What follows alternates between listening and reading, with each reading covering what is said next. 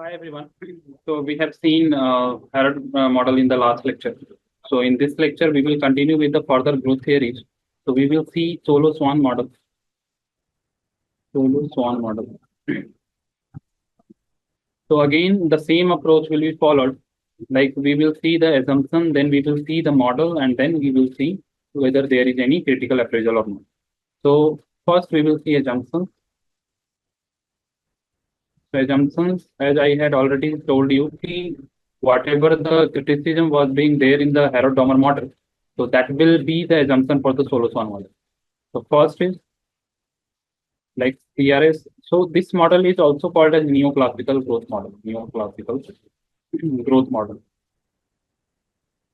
And this means that most of the assumptions of neoclassical will also be very much evident here. That first is key, there should be constant return to scale. Production function will be homogeneous. Production function is homogeneous of first degree. Then diminishing returns to factors. Diminishing returns to factors. Diminishing returns to factors. All those you can say assumptions about that neoclassical production function, or you can see the Cobb-Douglas production function, which we have we all know from micro that this particular kind of production function, which is also called as Cobb-Douglas production function. So that production function has these assumptions as very much evident. Okay. Then we have second that there will be wage price flexibility.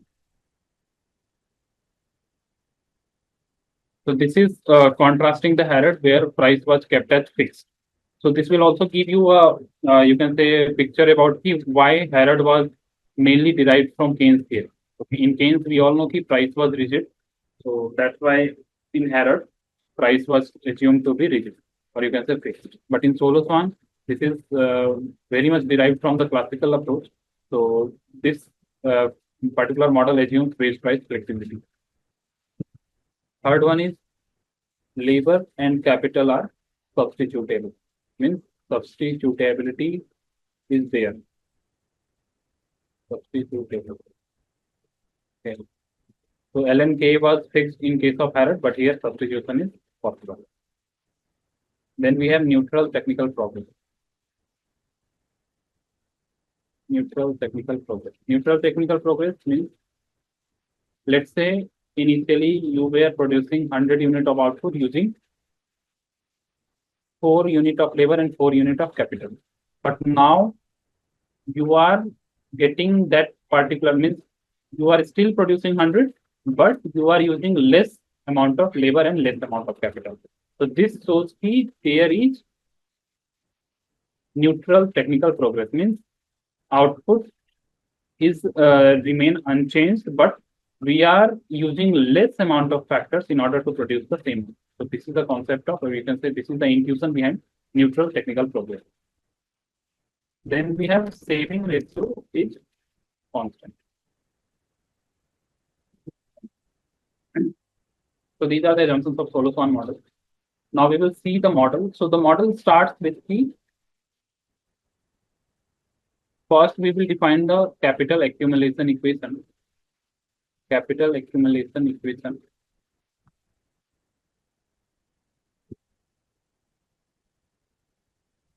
And capital accumulation equation here it's very simple. That is the change in capital, that is capital in T+1 period and capital in capital in current period. So this will be equal to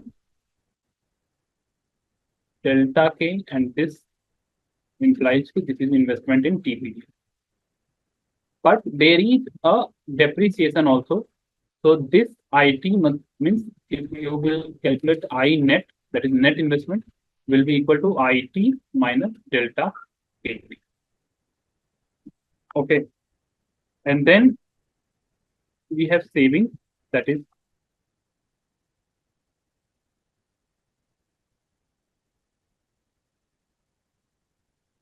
saving, we have this as saving. Okay. And then we will try to do the same thing which every growth model basically infers. That is, we will do saving is equal to investment. So IT minus delta K3 will be equal to ST. Now we will try to figure out this particular equation in per capita term. So we will figure out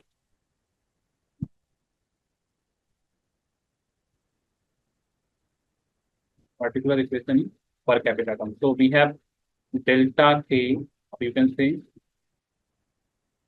KT plus 1 minus KT, and this delta K is equal to IT minus delta KT. Okay, this is particularly INET. INET. So INET,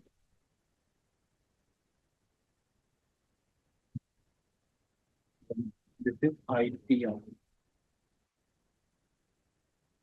And this IT is equal to savings. I is equal to savings. So here we will see IT is equal to savings.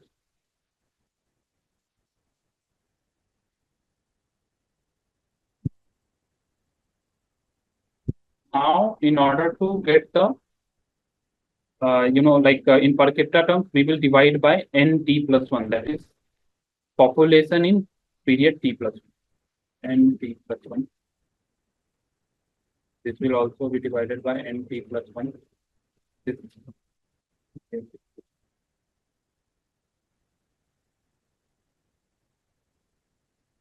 NT plus 1. This will be also divided by NT plus 1. But NT plus 1 is equal to 1 plus N into NT. So N is the population growth rate. Population growth rate.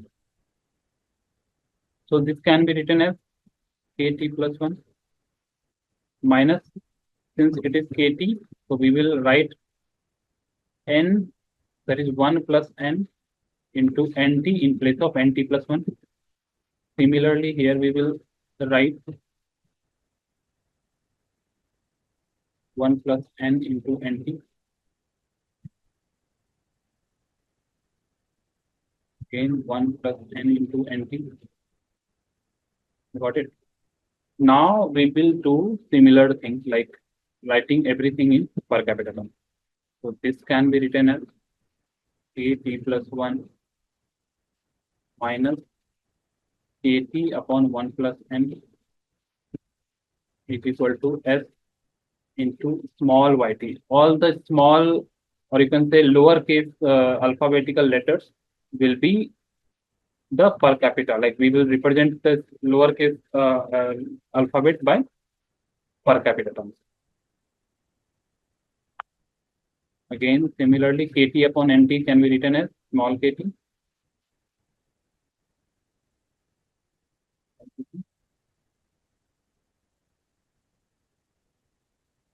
Now, in order to figure out the steady state level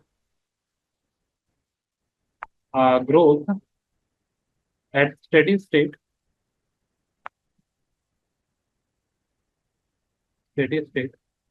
everything grow at a same rate. So this KT plus 1 will be KT.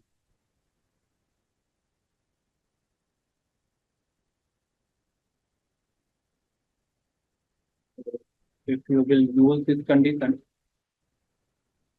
so here we will see T will be 1 minus 1 plus N. Here, if we will take 1 into 1 plus N as common, T minus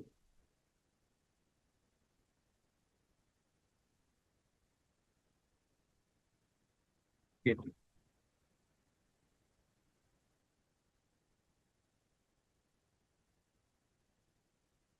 Be written as 1 plus N equal to S YT minus 1 plus N. This will get cancelled out.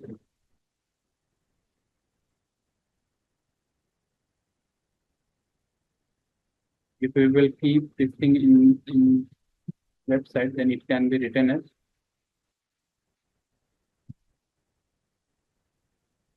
so. This is the steady state level of, you can say, here we can easily figure out, like if we have been given n value of n value of delta, then we can figure out YT. So this YT is the steady state level of growth. Okay, YT steady state level of growth. So now again, in this Solow model, we have basically derived the steady state level of output, or you can say per capita output. So whatever the thing, the main agenda is key, we have to figure out what will be the value at steady state level, like whether this particular growth model is figuring out that steady state or not. Because at steady state, this full employment wala condition will fulfill. Okay. Now, this is particularly, you can say this is saving, and this is, you can say, a part of, since it is denoting the capital wala thing, so we can say in a loose term that this is investment. So saving is equal to investment is also going on here. Okay. Now we will basically use a graph to, you can say, figure out how this particular graph is basically. So we will draw a graph.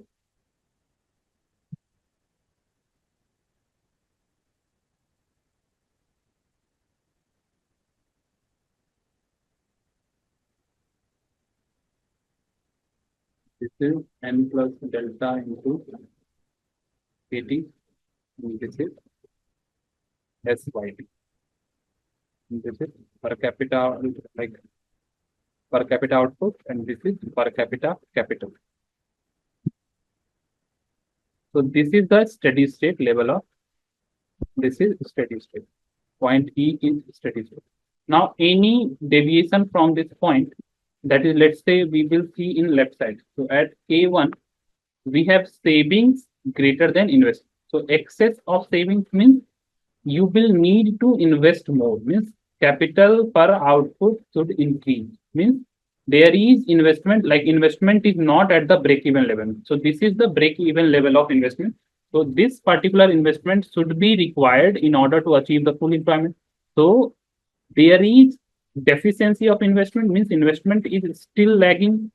So if this excess saving is there, so capitalist will use this saving to increase the investment in capital stock.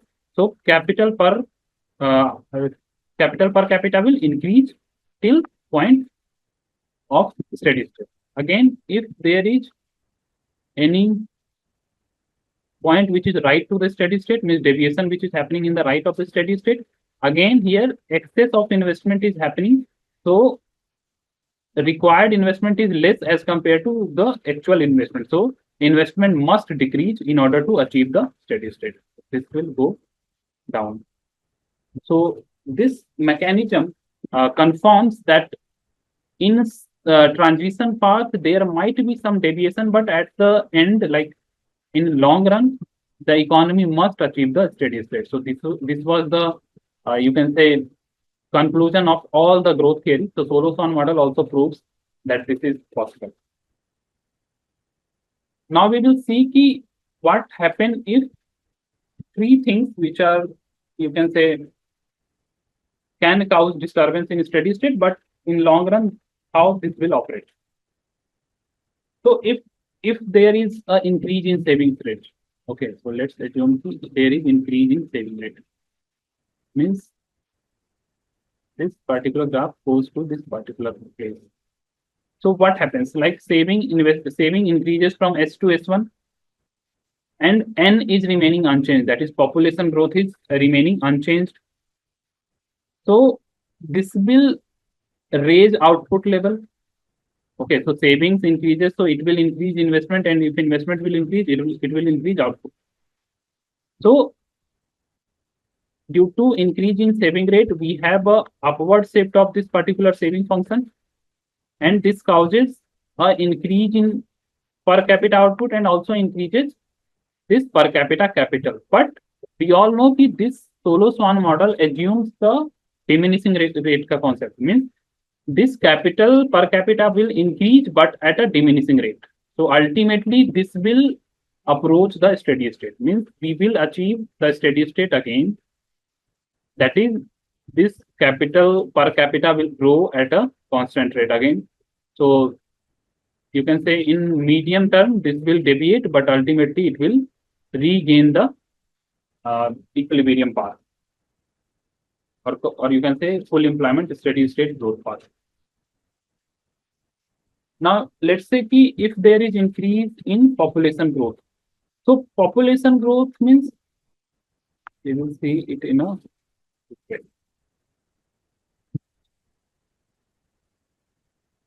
So there is two impact of increased population growth. So first is initial effect, and the second is long run effect. So a larger population. So let's say population increases, means n increases. So a larger population means more workers, and more workers means potentially it will lead to higher initial output due to increased labor supply. Means if there is population growth, there means there is increased labor supply. So initially it will increase the output per hour. Like it will increase production, so it will also increase the output per worker. But if capital accumulation, that is this capital stock, does not keep pace with this population growth, then each worker will have less access to capital. So there is a situation that created here ki population growth has increased, means population is increasing, but this capital is not getting accumulated at the pace of population growth. So this implies the worker will have less access to capital. This will lead to diminishing return to labor, and a lower steady state will get achieved. So in this case, this particular graph will shift upward. So we have n1 plus delta into kt, and here we have n plus, that is the initial position. So this will give us a lower output and also lower per capita capital. That is, this capital will also decrease and output will also decrease in the long run. Why? Because this population growth does not keep up pace with capital accumulation. So there is this, and also the diminishing return ka concept is taking place. So that's why this is creating a shift upward to this particular population wala function code, and then we are getting ki in long run they are achieving the steady state growth, but now new steady state growth is giving us less output per worker and less capital per capita as compared to initial position. Okay, so this is the effect of increased population growth. And one more effect is evident here, that is effect of technological growth. So effect of technological growth, so we will see. So technological growth basically, so this is, and this is n plus. So in the Solow model, technical growth means production function will shift upward.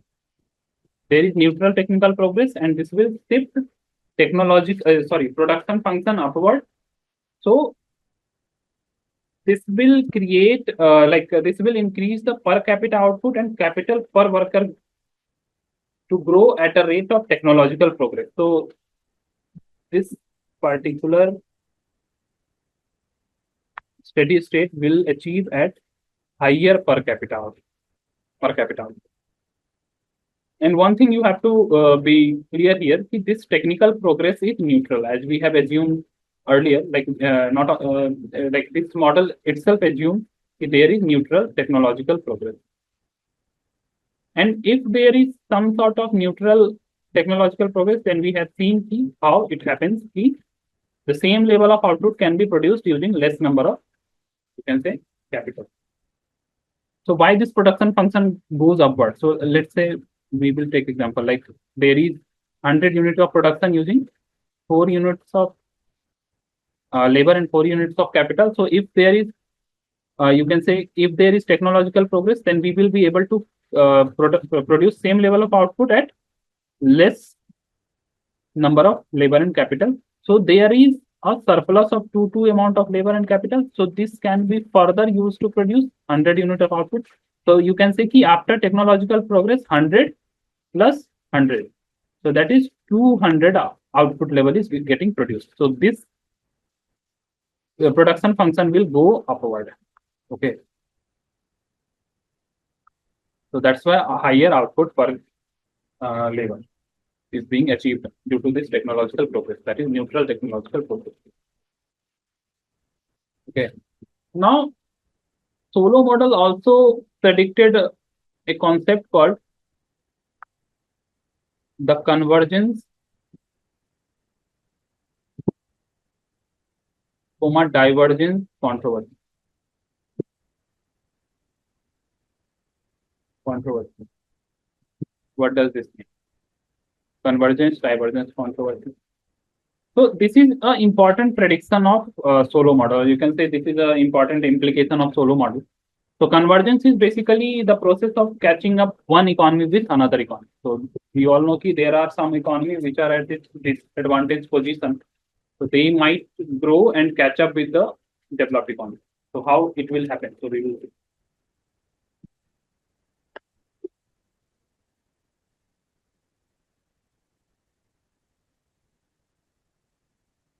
How this convergence and divergence will occur. So Solow predicts 2 type of convergence. He didn't gave his opinion towards divergence because divergence is not possible in Solow Swan model. Why? We will see. So first, he predicts about absolute or unconditional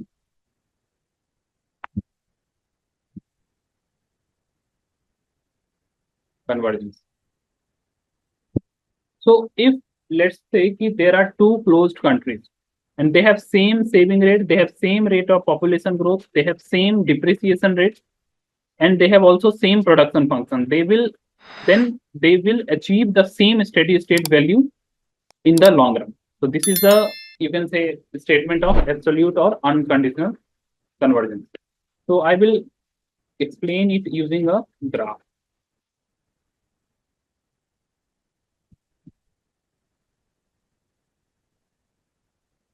I think graph is visual from here. So from this convergence hypothesis, so this is absolute convergence. So here we have 2 countries, country A and country B. Country A is poor and country B is rich. So this poor country will catch up the rich country at the steady state. So in long run, according to Solow, says that this particular poor country will catch up the rich country. So this is the graph which is basically giving you the prediction key why Solow predicts about if this conditional convergence will occur. Sorry, unconditional convergence will occur. So this is unconditional. And one more is key, there is conditional convergence. Conditional convergence. Conditional convergence means if the parameters like saving rates as or the population growth or the other you can say variables differ across countries, then their steady state position will also differ, but over the time their growth rates will eventually equalize. So steady state will differ. Means if let's assume country A is poor and country B is richer, they have initial, you can say, initial capital per output at this point, and then country B has initial capital at this point. So they will achieve ultimately steady state, but they will achieve different steady state. So you can see the poor country is achieving a steady state at a lower per capita, but the richer country is achieving a steady state at a higher per capita, or you can say higher output level that particular rich country is producing. And this controversy also, you can say, concluded that the various empirical studies, which basically shows that absolute convergence cannot be a powerful force in the world. So you can also think about this key if there is a country called Zimbabwe or some African country, and if you will take example of developed country, then there is US. So according to conditional convergence, unconditional convergence, it predicts the after sometime, like let's say after 50 years, this African country will achieve the same level of growth rate as compared to US. So US and African country will have the same growth rate. So this is very, you can say, unrealistic. So that's why various empirical studies has failed this absolute convergence or unconditional convergence hypothesis. But there are some exceptions, like Asian tigers have basically proved that this unconditional convergence can be achieved. Okay, so this is more applicable in the real world, conditional convergence. So unconditional is basically very unrealistic, except one case of Asian tiger. Asian tiger means the growth story of Japan, Singapore, and South Korea. Asian tiger. Now we will discuss some particular, you can say, जैसे मैंने आपको starting में बताया था ना कि even if you finish the model, just try to relate, like don't just stop at that point. Try to relate it with previous model. So we can discuss some aspects of Harrod versus Solow. Harrod versus Solow.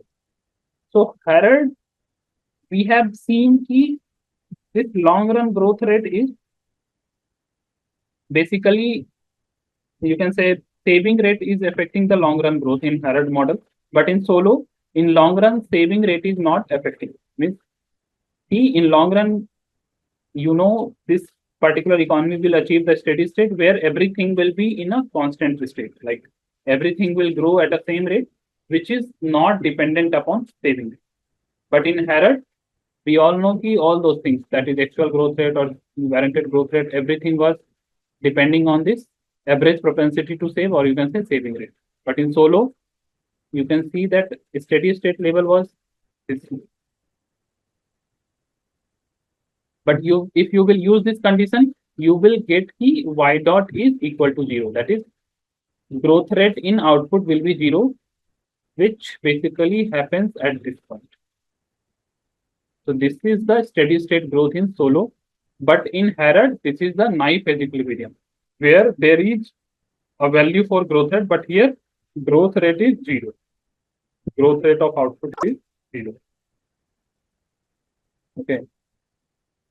Because this output is growing at a constant rate. And the second one is that there is no diminishing return concept in the Harrod, so there is sustained growth. Means if there is inflation, this will be sustained, means there is no backing up. But here we have seen that this pattern of growth is followed. If anything is happening in this point, then ultimately, like this will ultimately converge to the steady state level. So this gives you an idea how Harrod and Solow are different. Okay. So this is complete Solow model.